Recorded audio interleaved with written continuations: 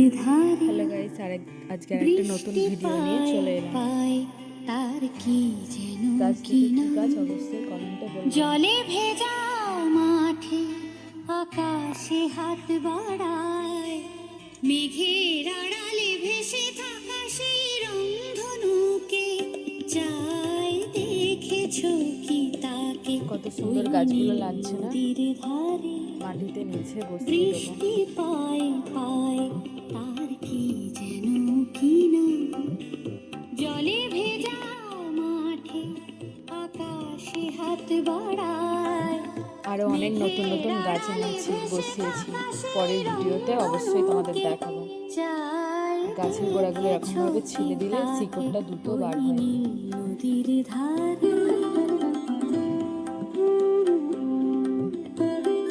একটু ফাঙ্গাস লাগিয়ে আর গাছগুলো বসিয়ে দেবো। গাছগুলো খুব সুন্দর এবং দ্রুত বার হবে।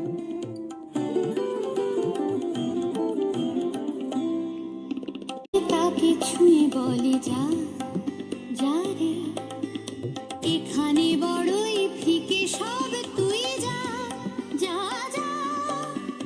তাই সে যায় ছুটে বেড়ায় ধূসর প্রান্তরে, মেঘের গায়ে হাত বোলায় রংধনুকে চাই। আমার বাগানে দুটো বড়লোকিয়া ফলের গাছ আছে, অবশ্যই তোমাদের দেখাবো কি ফল।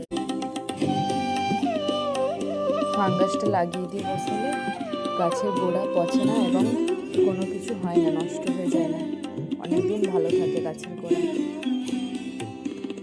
অনমনা মেঘ দূরে যায় কেন কে জানে, কিছুতেই তার কাছে ধরা দেয় না।